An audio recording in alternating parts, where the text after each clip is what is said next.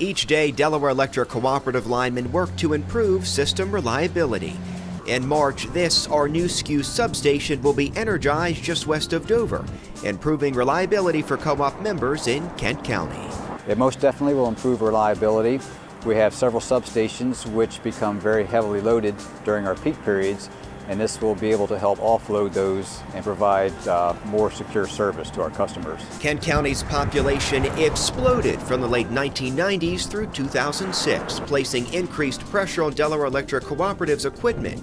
This new Kent County substation isn't just meant to meet current energy demands, but is capable of handling future growth. This will meet our current demands. It's very necessary to do now because of the loads in that area. And it also will prepare us for future growth as the area expands. The project cost about $2 million. Delaware Electric Co-op saved money by moving an older 100,000-pound transformer from another substation to SKUs. The move was a little tricky, but saved members $750,000.